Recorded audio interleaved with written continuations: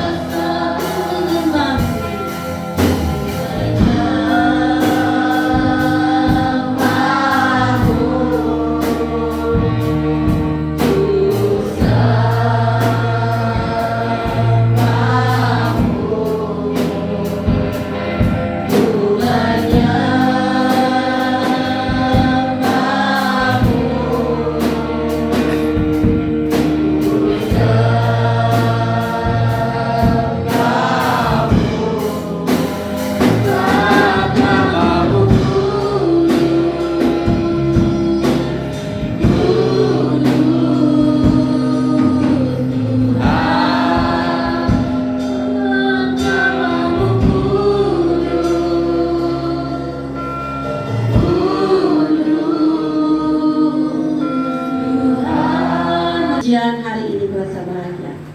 Saya tidak percaya bahwa hari ini kita semua bahagia. Ada amin.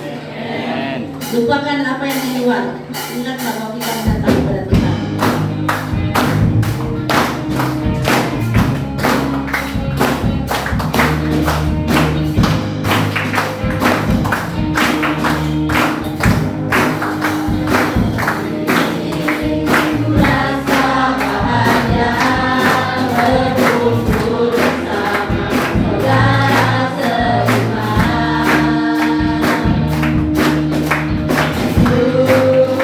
Tuhan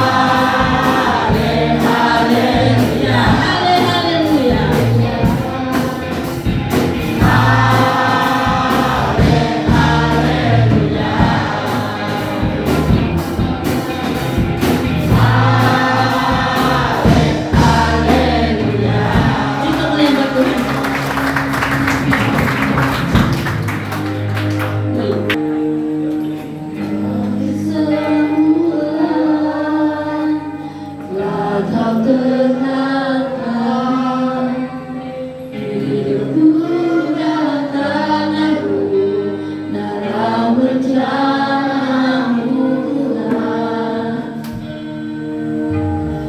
rencana indah Kau siapkan bagi masa depanku yang penuh harapan.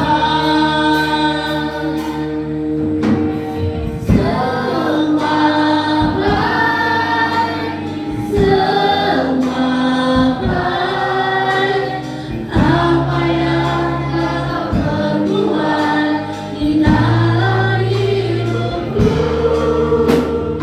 Semua baik, sungguh teramat baik. Kau jadikan hidupku berarti. Katakan pujian Tuhan.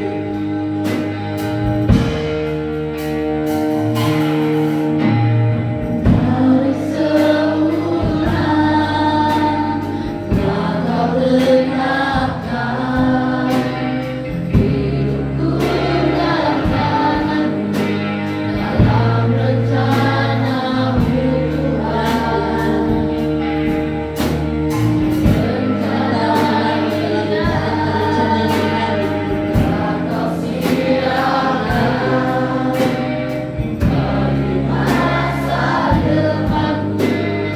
apa yang Kau perbuat di dalam hidupku. Semua baik,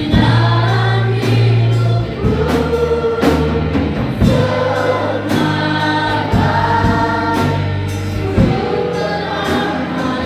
baik. Kau jadikan hidupku berarti. Semua benar Tuhan, Kau begitu baik bagi kami. Apa yang Kau perbuat di dalam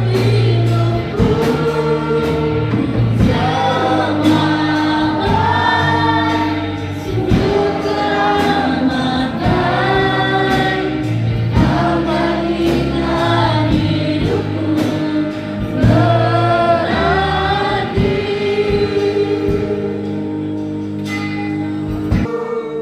Semua baik, sungguh teramat baik. Kau jadikan hidupku berarti. Semua baik, sungguh teramat baik. Kau jadikan hidupku berarti. Apa yang Kau perbuat di dalam hidupku.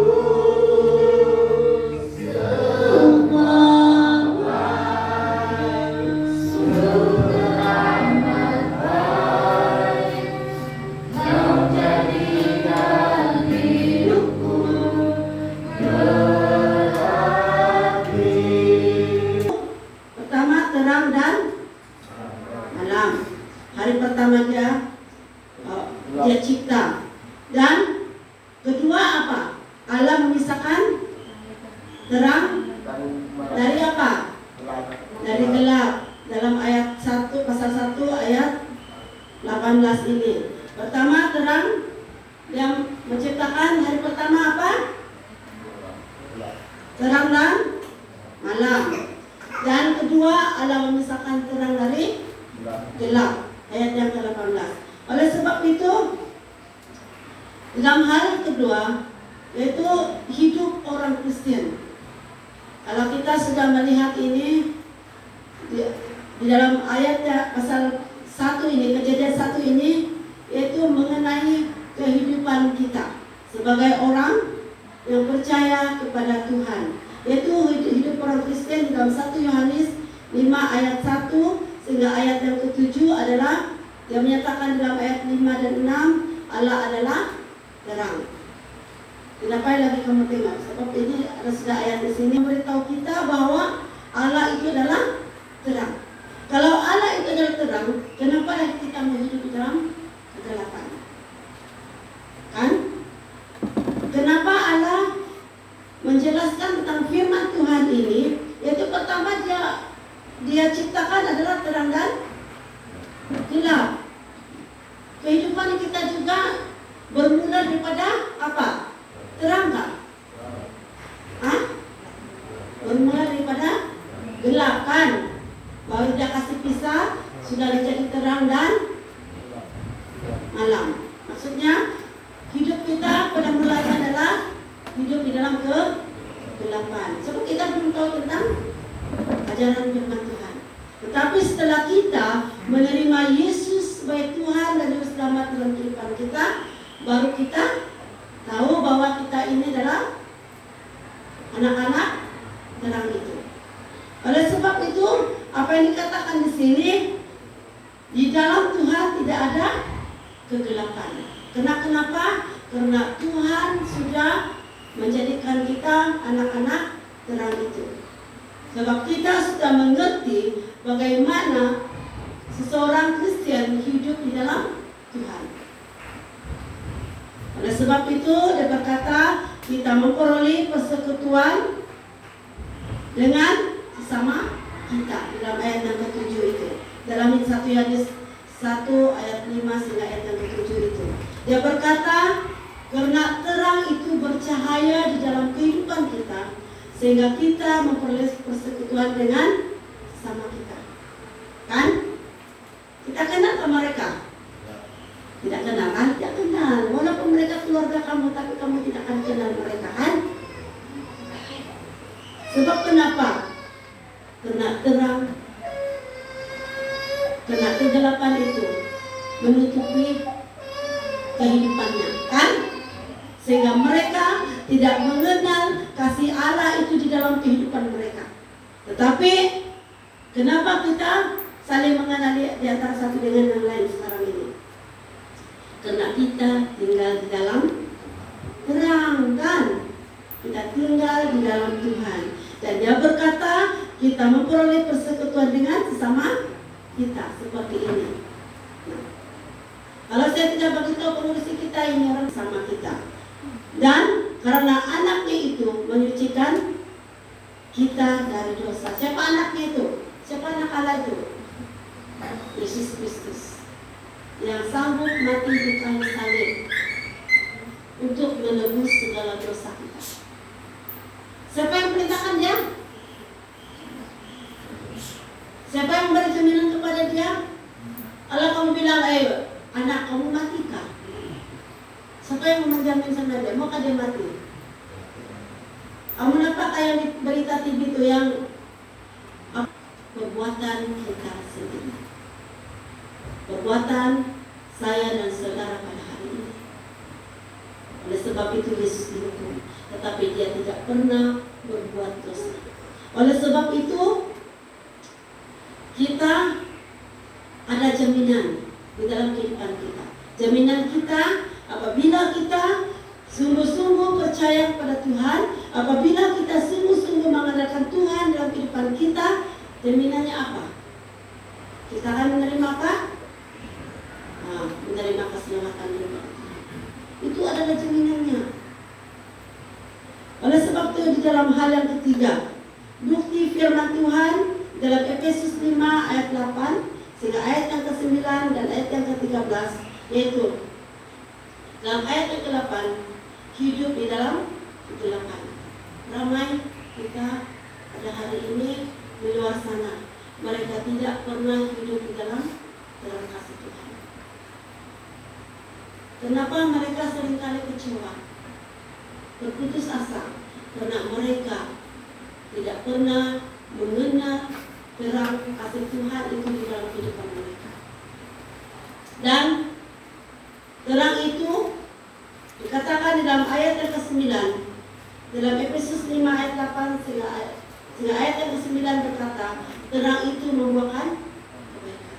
Oleh sebab itu kita belajar pada pagi ini, biar terang itu membuahkan kebaikan di dalam kehidupan kita. Bagaimana terang itu boleh membuahkan kebaikan? Melalui apa? Tingkah laku kita, melalui komunikasi kita dengan sesama kita, melalui persekutuan kita dengan Tuhan. Oleh sebab itu, apa yang dikatakan di situ, terang itu membuahkan kebaikan, ayat yang ke-9. Dan Tuhan melihat apa yang kita lakukan. Jangan kamu bilang, Tuhan itu tidak nampak apa yang saya buat. Siapa yang cipta kita? Siapa? Tuhan. Jadi kalau Tuhan yang cipta kita, dia tidak nampak apa yang kita buat. Hah? Nampak. Jadi apa yang harus kita lakukan? Hah? Wih, macam pula ini pemeriksaan. Kalau Tuhan nampak apa yang kita lakukan, apa yang harus kita lakukan? Apa yang harus kita buat? Apa tindakan kita? Hah? Kuat-kuat sih kita dengar. Apa? Apa yang harus kita buat? Buang perkara yang tidak baik, yang boleh merusakkan kehidupan kita, keluarga kita, rumah tangga kita. Betul kan? Betul, saya cakap ini. Nah, kalau kita mau hidup di dalam terang, tinggalkan perkara-perkara yang tidak baik. Oleh sebab itu, kenapa kita melihat di dalam di dalam kehidupan rumah tangga, di dalam kehidupan keluarga tidak ada amannya, karena mereka masih tinggal di dalam kegelapan kehidupan amannya. Karena mereka masih tinggal, karena mereka susah untuk melepaskan perkara-perkara yang membuatkan keluarga mereka runtuh. Tetapi hari ini kita belajar bagaimana kita harus membuahkan kebaikan di dalam kehidupan kita, yaitu hidup di dalam terang kasih Tuhan. Dan kita adalah anak-anak terang. Kenapa Yesus mengaku kita sebagai anak-anak terang? Karena kita sudah belajar bagaimana harus hidup di dalam terang kasih Tuhan.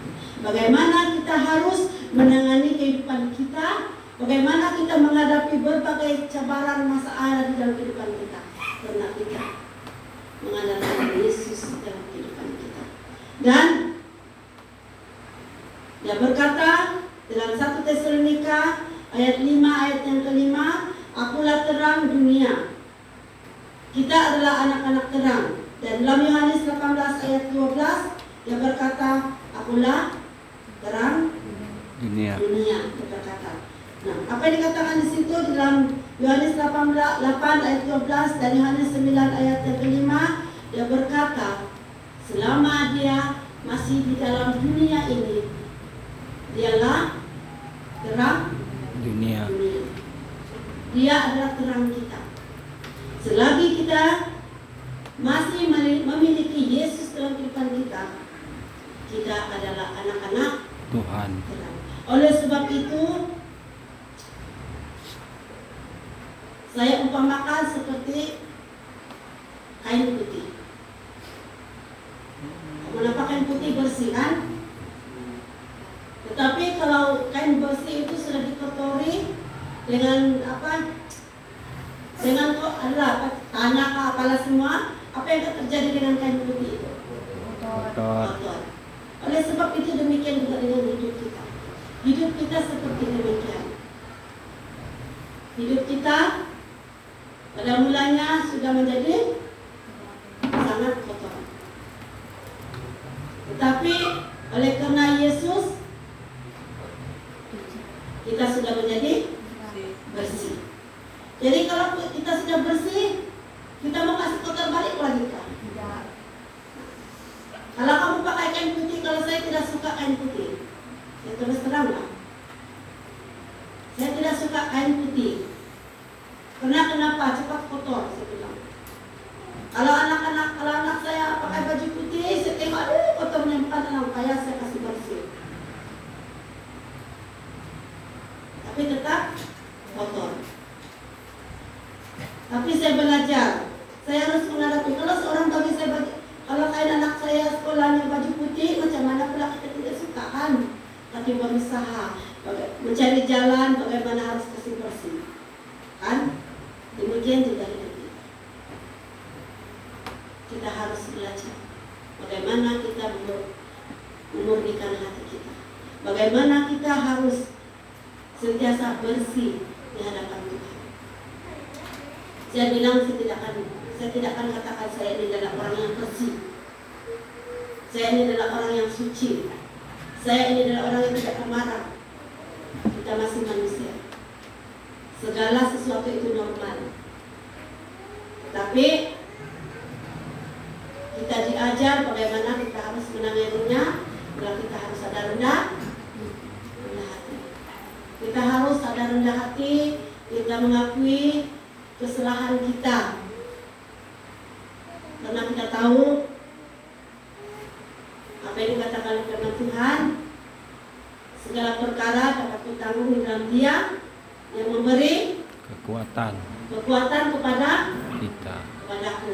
Oleh sebab itu apa yang dikatakan oleh panggilan berbakti kita tadi, marilah kepadaku yang letih lesu dan berbeban berat, karena aku akan memberikan kelegaan bagimu.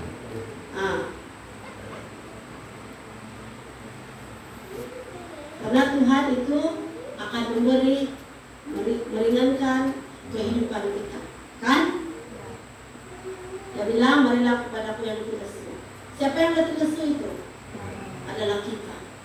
Kita yang bila kita punya masalah dalam kehidupan kita, hidup kita mulai letih, kan? Kita mulai lesu. Kita mulai lupakan Tuhan. Tapi apa yang dikatakan oleh firman Tuhan, marilah kepadaku yang letih lesu dan berbeban berat. Tuhan akan meringankan segala beban yang ada di dalam kehidupan kita. Oleh sebab itu, pertama sekali yang harus kita lakukan dalam kehidupan kita adalah menjadi anak-anak terang. Jadi kesimpulan firman Tuhan kita pada pagi ini, mari kita melihat di dalam 1 Petrus 2 ayat yang ke-9. Di dalam 1 Petrus,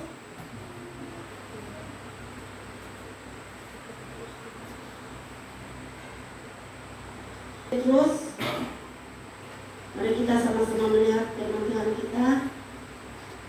Dalam 1 Petrus pasal 2 ayat yang ke-9. Tidak ajakan firman Tuhan kita dalam Yesaya 60 ayat 1, dia berkata, bangkit dan menjadi terang. Kita harus bangkit pada hari ini dan kita harus menjadi terang di dunia. Bagaimana kita harus menjadi terang dunia? Jadi berkat bagi semua orang, menjadi saksi bagi banyak orang. Oleh sebab itu, ajakan firman Tuhan kita pada hari ini, marilah kita selalu mengandalkan Tuhan dalam kehidupan kita, dan marilah kita menjadi anak-anak terang. Mari kita bangkit berdiri.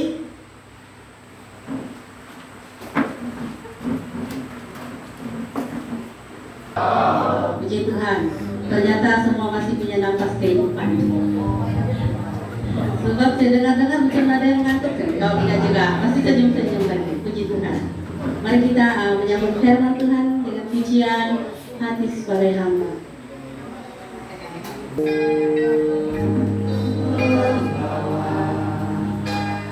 Apapun juga satu datang ke dunia,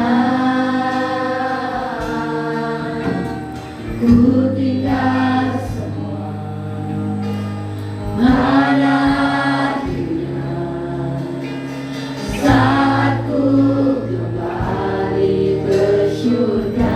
Tambah punya sekali lagi dan saya minta sedang dengar bagi berdiri. Ku tak membawa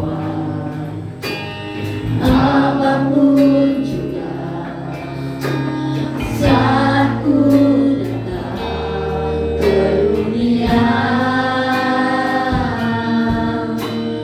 ku tinggal semua pada akhirnya. Saat ku kembali ke surga, inilah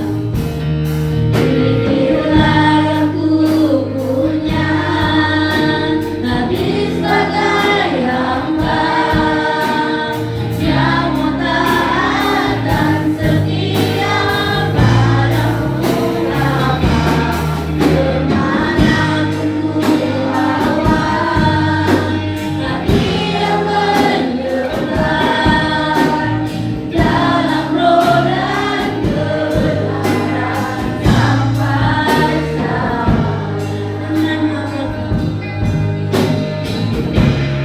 dengan apakah ku balas kasihmu? Segala yang ku punya itu milikmu, itu milikmu. Inilah yang ku punya, hati sebagai hamba yang mau taat dan setia padamu Bapa. Kemanapun ku bawa, hati yang menyembah dalam roh dan kebenaran sampai selamanya.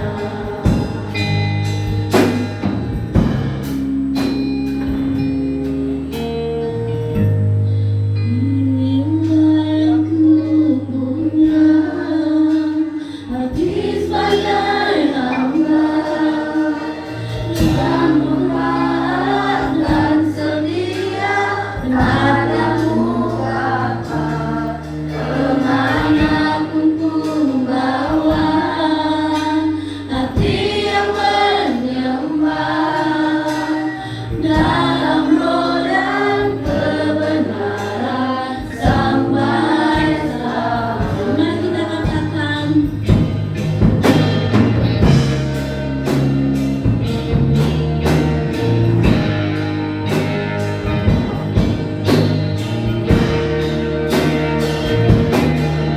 inilah yang ku punya, hati sebagai hamba yang murah dan setia padamu Bapa. Kemanapun ku bawa, hati yang menyembah dalam roh dan kebenaran sampai selamanya. Dalam roh dan kebenaran sampai selamanya. Dalam roh dan kebenaran sampai selamanya. Beri kemuliaan buat Tuhan. Sudah jelas, silakan duduk.